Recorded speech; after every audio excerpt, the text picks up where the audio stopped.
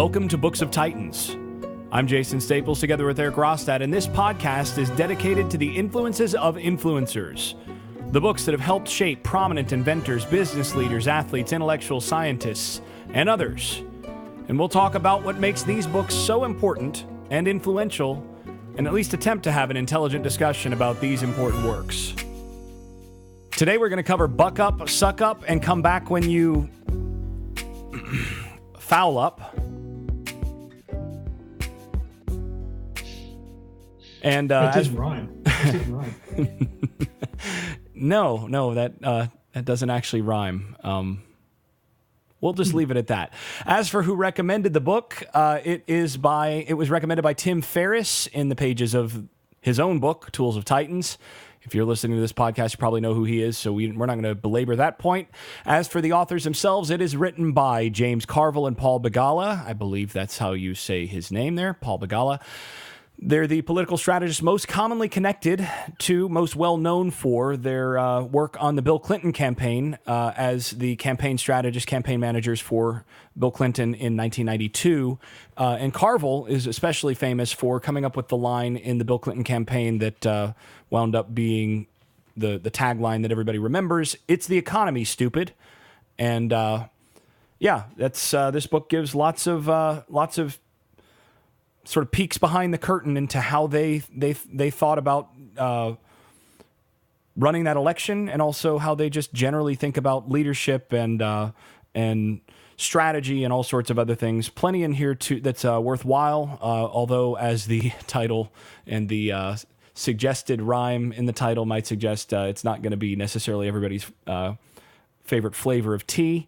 But lots in here, a lot of fun quotes and a lot of anecdotes that are worth it. So we're going to go ahead and walk through some of our favorite stuff from this book, and we'll start with Eric's favorite quotes.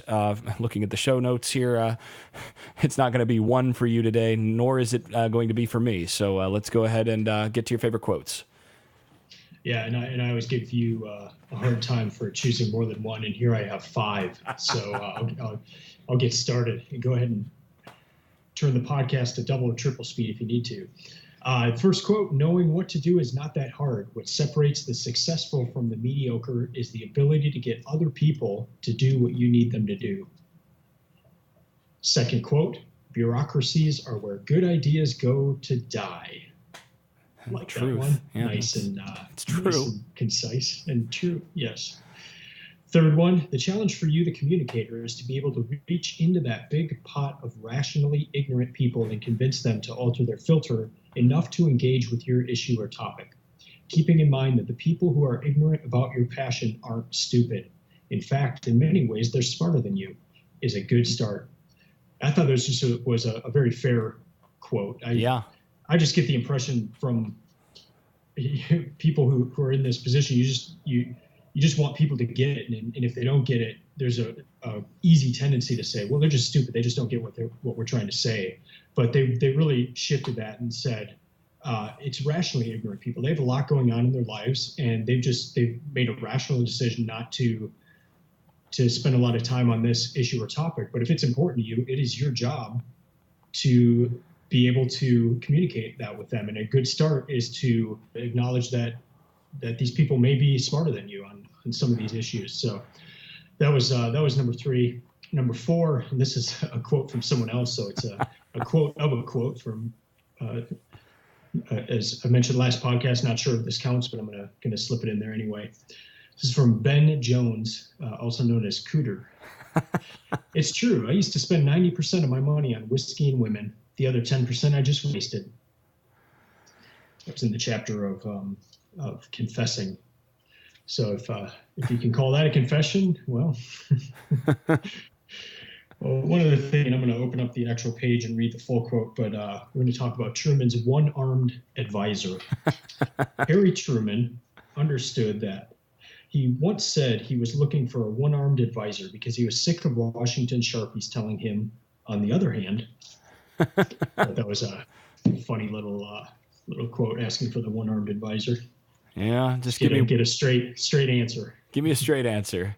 Yeah, I have a few myself, a few quotes here. I've got, I guess, I think I also have I still beat you. I still got 6. I got 6, so you can still give me a little hard time here, but got a few. One is where they say simple questions are the toughest. If you want to be the smartest one in the big meeting, return again and again to the fundamentals. Let someone else whirl around in circles about the details. If you get the big things right, the details are just that, details. Well, yeah, that's true. And I find that to be all the truer in, high level scholarship. You find that a lot of times people ignore the simple questions and partly because they're the hard ones and they're easier to ignore because they're simple. So you just kind of pretend they're not there and move on to the next thing. But if you don't get the foundation right, if you don't get the fundamentals right, the model's not going to be right. And so if you want to actually do the best work and do the work that's groundbreaking, you got to focus on those fundamentals. And that's true, I think, in just about every field. And I think the tendency is for people to do the opposite. It's much easier to focus on the details than it is to get to the fundamentals. But it's much more rewarding once you actually start getting to the fundamentals, and you look a whole lot smarter too once you're able to handle them. All right, next one. Mm-hmm. If you as a leader lose sight of your strategic objective for even a single moment, you will be astonished by how quickly everyone under you begins to focus on the most inane, irrelevant, goofy crap imaginable. There's really not much to say to that because it is so true. I'm just going to move on to the next one. And this one, if I had to pick my favorite quote from the book, it's this one. Probably just because, again, it hits me sort of where I need it the most at this moment. Are you spending all your time and exhausting all your energy catching field mice? In the short term, it might give you a nice, rewarding feeling, but in the long run, you're going to die. So ask yourself at the end of the day, did I spend today chasing mice or hunting antelope?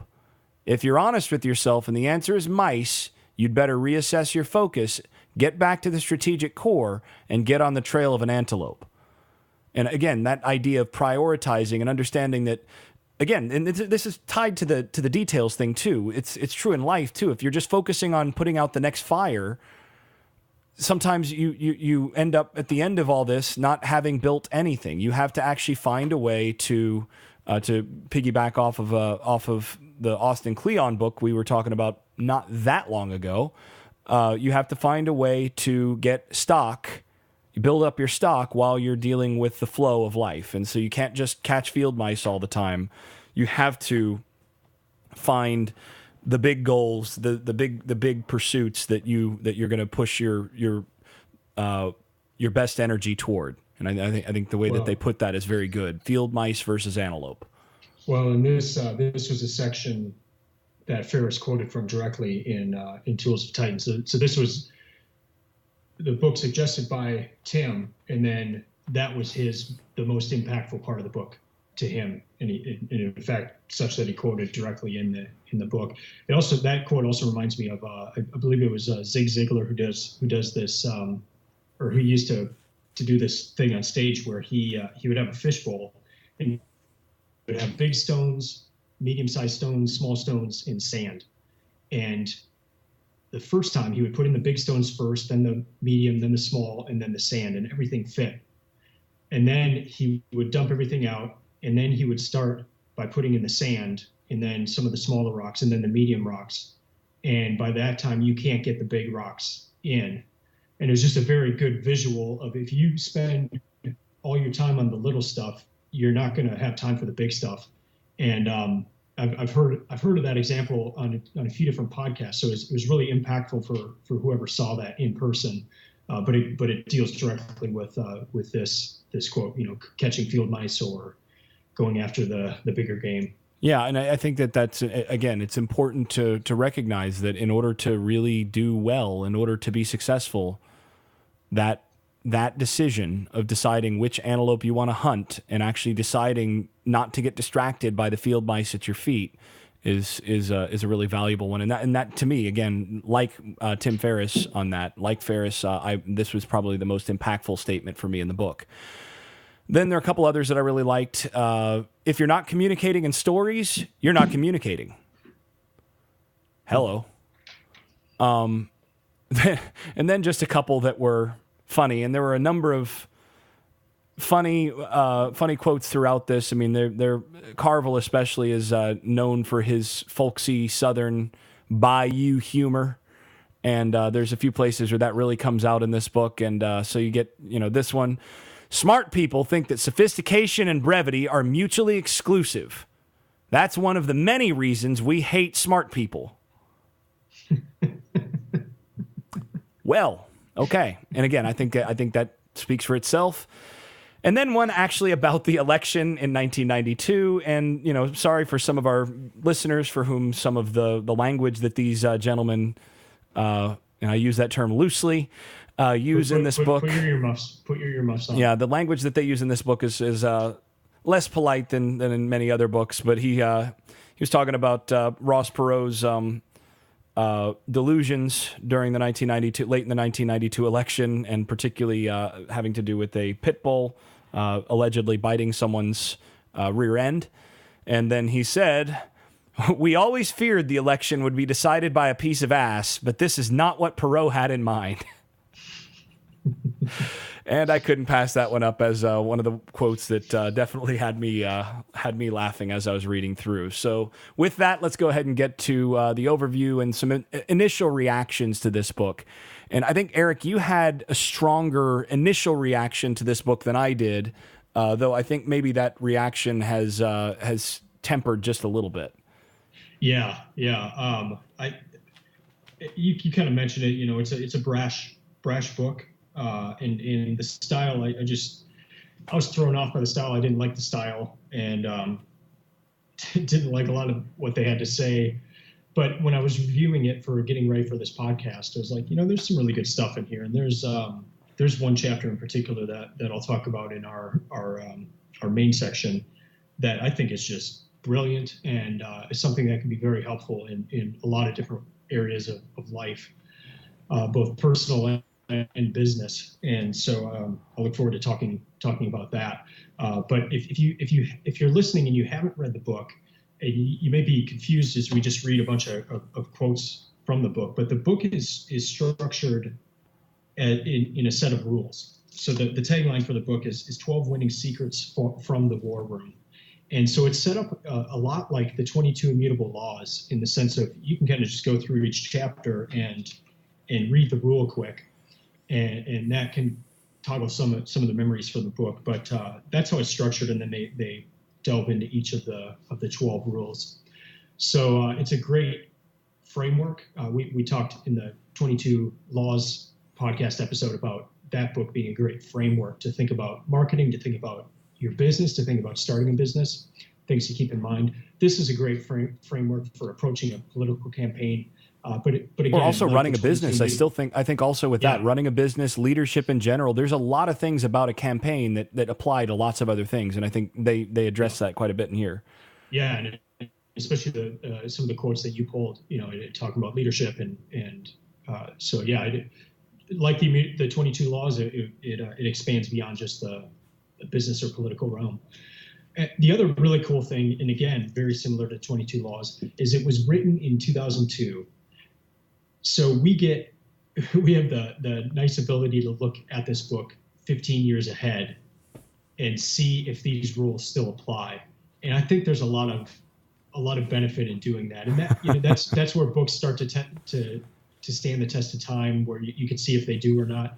And we're going to discuss some things coming up where they obviously were on, and in some other items where from recent history they were not right. And especially after a somewhat unique election, it was interesting to read this book on the political side of things, and to see the rules, and some of that kind of stuff was thrown out in this most recent election. But yeah, very, very interesting to see what still sticks.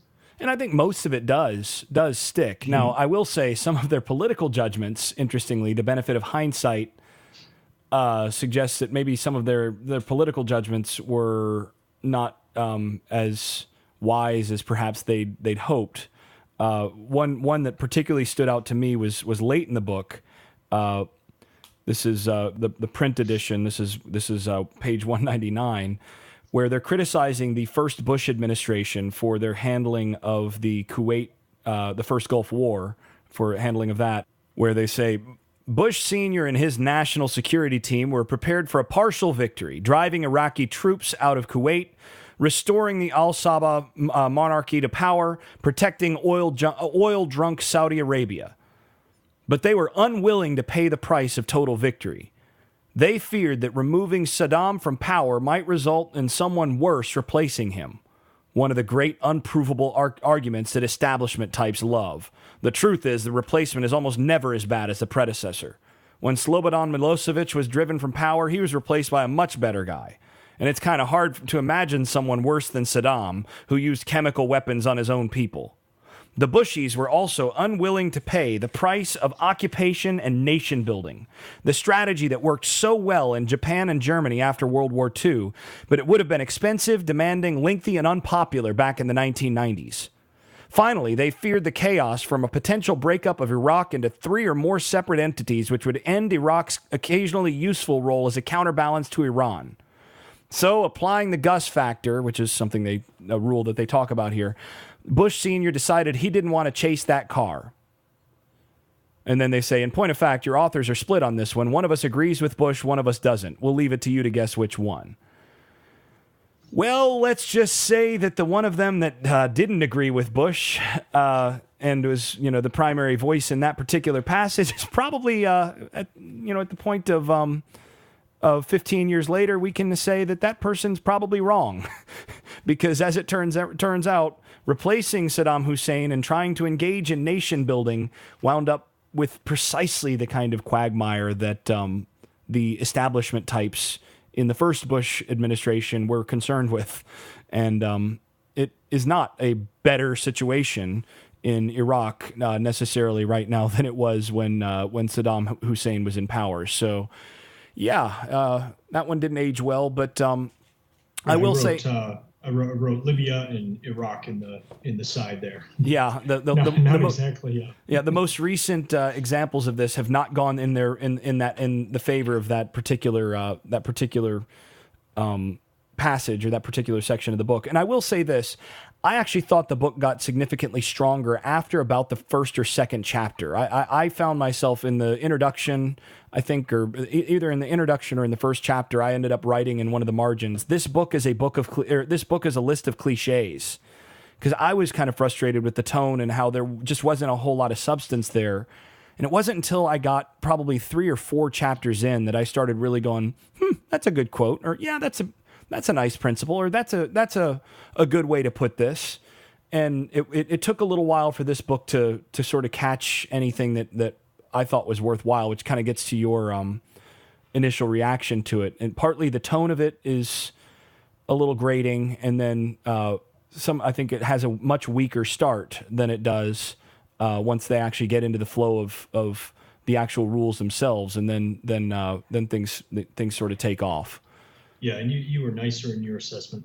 My very first I underline while I'm reading the book, and then I flip open the back cover and write kind of more general ideas for the book. And my very first comment in the back of the book was, these guys are a-holes and liars.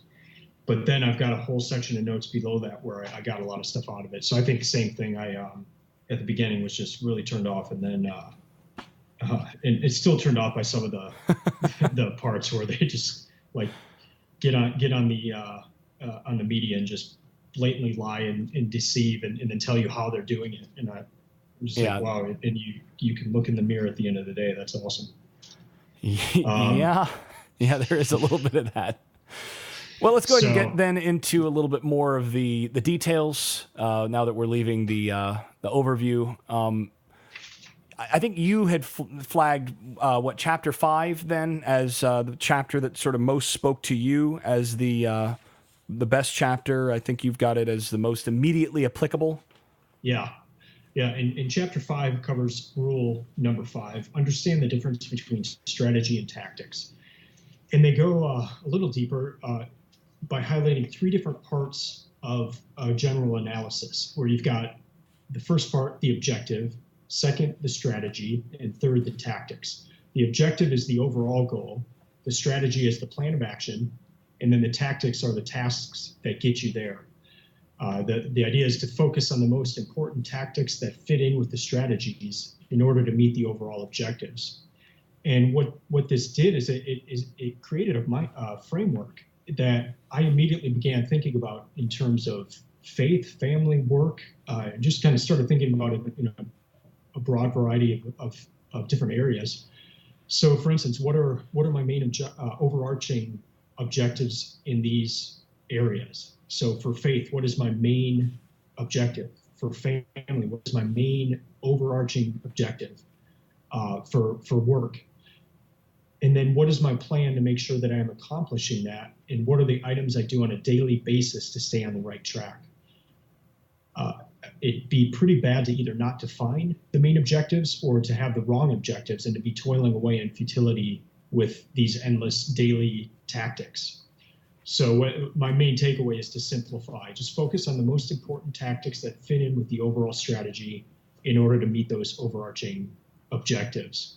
And I just like, I like the idea of having those main objectives written down somewhere and just being reminded of those every day. And then asking that question, does what I'm doing right now, does this lead me towards my goal in my faith? Does this lead me towards my goal in my family? Does this lead me towards my goal in my work? And if not, then stop doing it. To simplify. Just do the things that lead you towards those overarching goals or overarching objectives. And not perhaps not something that you're going to be able to just sit down and come up with those quickly. It might take time to come up with those, but that was just a really immediately applicable. Let's think about this, and then let's proceed with that. I really liked that chapter. I think it's extremely valuable. Yeah, I actually I think that might be the chapter with the most notes for me as well. I mean, I do a similar thing. I've got a list of page numbers and a notation system in the front of my book, and I've got quite a few from around that chapter. There are a couple chapters that stood out. Actually, 4 and 5 I think is where the bulk of my notes fell. So if you're out there and you want to pick up this book and just kind of get the get to some of the rules that we found most helpful, I found Rule 4, frame the debate. Then Eric with Rule 5, I agree with that one as well. And then Rule 7, how to communicate, I thought was also really valuable. That was the other chapter that I spent the most time in.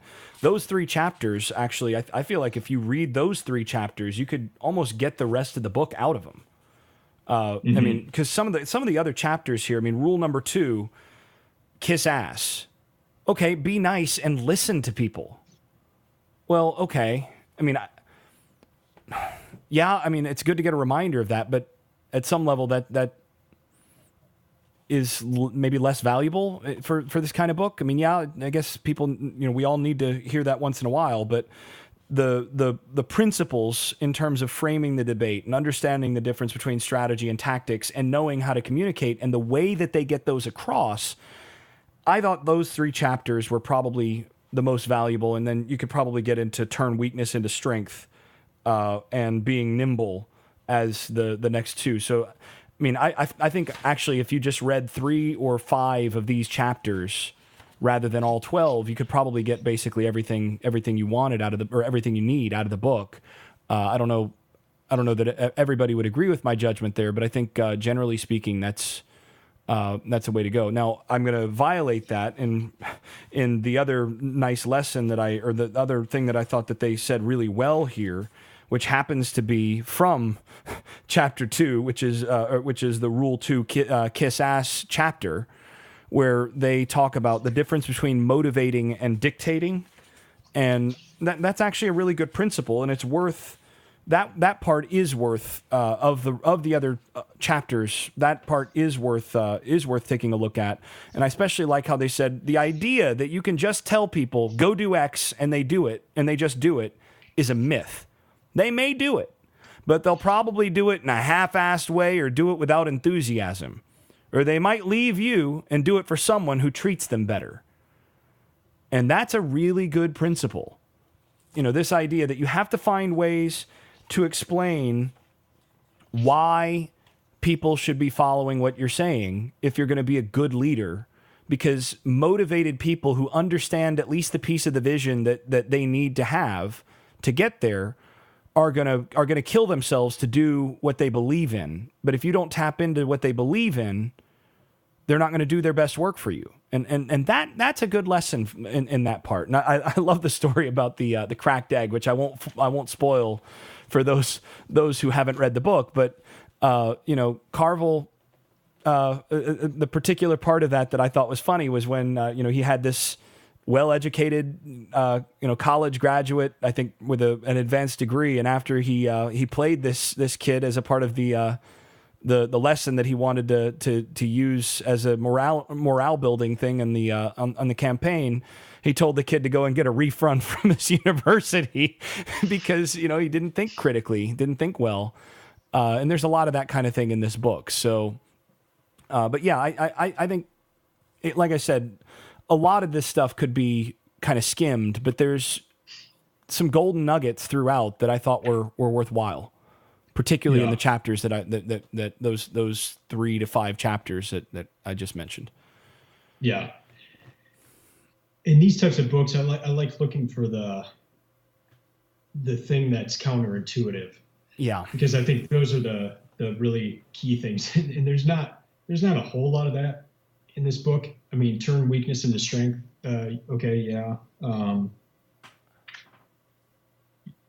Just a lot of the basics, but some of the stories and ways that they go about it, I thought were maybe a little different. So that was valuable, but just in terms of major insight or anything, I don't think this is the book for that, where you're seeing just majorly counterintuitive items. But yeah, one rule I liked was in the chapter for know how to communicate. So this is rule 7, and they use scripture as an example of consolidating a message. So they talk about John. This is of course Christian scripture. This is the New Testament. Yeah, John 3:16, and then also what is known as the golden rule: do unto others as you would have them do to you. At the end of it, they said there's more wisdom and truth and more of a challenge in that one little soundbite than in all the self-help manuals or philosophy texts that you could read in a lifetime. And I know, Jason, you had some further comments into this, but I just thought that was cool that they took that and kind of expounded on that too. What is a good soundbite? What does it consist of? And giving these different examples and then talking through them on what makes them good sound bites. Yeah, and I also liked how they kind of criticized the people who criticize sound bites. Like, don't whine and complain that we've become a sound bite culture. Learn to do good sound bites. Learn to learn to say things in a pithy way that people are going to understand, so that it's gonna get through to them. And that there is a little bit of that practical angle to this book, where it's stop complaining about how things are and work within the way that things work to bring about the change that you think needs to be made on the big things. And that, that's some of the ways that they put that across. They're really well done. And that's one good example, he's the way that they do that in that passage. What if you said, I'm going to throw all that crap out and live my life and raise my kids according to a soundbite?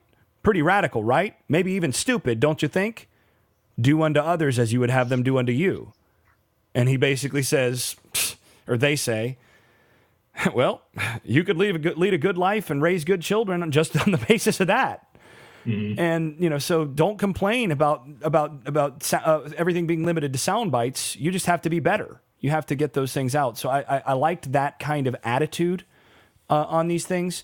That said, you are right that I had some additional comments about their treatment of John 3:16.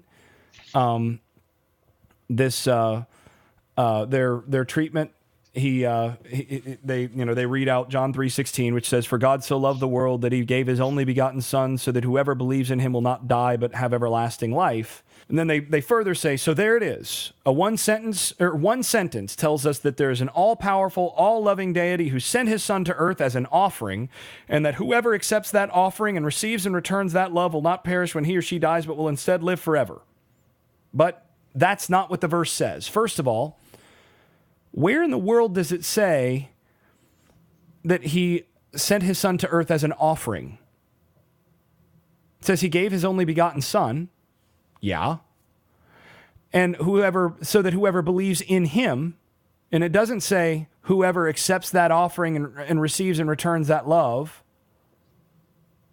and then will not perish when he or she dies, but will instead live forever. Well, the verse says will not die, but have everlasting life, or will not perish. Their translation, not exactly how I would take it, but the problem is, their analysis of this actually isn't quite right. And to some degree, if we want to go there, it deconstructs a little bit of the point, because the danger is that if you then try to build everything off of that soundbite and you then go off of your own, soundbites leave room for more of your own predispositions and your own preformed ideas to fill the space. So the problem then is you wind up having to explain more, which then means that you don't have a soundbite. So it, to some degree, undermines the point that they're making. But I understand I'm getting a little pedantic there, but... Well, I thought it was funny how they ended it. So Paul, one of the authors of the book, Paul Begala, they said, back to our story, feeling extraordinarily smug, Paul then delivered the punchline to Clinton. So they referenced this... the John 3:16 soundbite, and they said to Clinton when he was the governor, he said, "Governor, if the Lord God can explain all the important tenets of Christianity in 6.7 seconds, surely you can tell us if you're for the balanced budget amendment."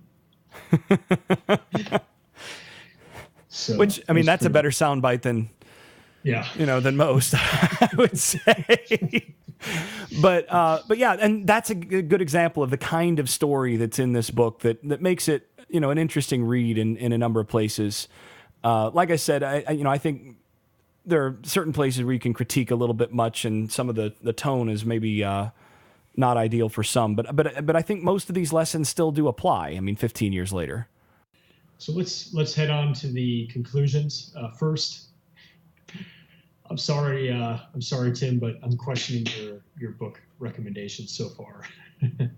Two of my least favorite of the books of Titans are ones that Tim has recommended, and the first was Vagabonding, and then this one. So we'll see. There's some other on the list that Mr. Ferriss himself recommended. So we'll see if he can redeem himself. But as I said before, my first reaction to this book was quite negative, but as I went through the notes again, and as we've been discussing it, there were some really important pieces out of this book, and Rule 5 being one that I think is good for businesses to think through, but also just good for us as individuals to think about through our life and what's important to us, and make sure that all the daily things we're doing align with that, and we're not getting away from where we eventually want to end up. Yeah, so I generally have a similar reaction to that. I probably liked this book a little bit more than you did, Eric, but it's still not one of those that really flowed as a read to me. I mean, there have been a few of these books that I've had a hard time putting them down. They've been ones that I've really enjoyed reading through as the process. This was not one of those. I found it a little bit grating at times, but I do think that there was enough value in here, particularly in a handful of those chapters, that I'm glad I read it. Just the antelope section, the mice versus antelope thing, and the way that they get that across, and some of the stuff about communication, I think it was worth it for me. But again, not my favorite of the ones that we've done so far. So, take that for what it's worth. I do think the big takeaway from this book, I think there is one, main takeaway, and that is figure out the fundamentals, get the big picture right, and let the details take care of themselves is really what a lot of this book boils down to. And that gets down to management style, not micromanaging. It gets down to communication. Figure out what the big picture you want to paint is and stick to that. Mm-hmm. All sorts of different things. Really, it comes down to it's the fundamentals, stupid. Mm-hmm. And, it's the big picture, stupid. Don't get lost in all the other details. Find your one big point that you're trying to make and make that point. Figure out what needs to be solved and solve that. Figure out what you want to target as your contribution and do that. Focus, get your focus right, and everything else will take care of itself. And I think that's a valuable lesson. All right, that's going to do it for us today. Now, before we get out of here, just a reminder that you can follow us follow along with us. What kind of read is that? At booksoftitans.com. And, of course, communicate with us on Twitter or Instagram at Books of Titans. And if you haven't already done so, you can subscribe to this podcast and find all of our past episodes through iTunes, the Android Marketplace, or your podcast manager of choice. If you're enjoying this podcast, please make sure to give us an effusive 5-star rating on iTunes. That really helps us and helps iTunes rank our podcast and show it to more people. So just by you doing that helps us, as well as you sharing it with your friends and family. We'll be back soon to discuss the next book, which is The Things They Carried. On behalf of Jason Staples, I'm Eric Rosted, and this has been the Books of Titans podcast. Thanks for listening. Keep listening, keep reading, and keep improving. Keep it real. And keep it real.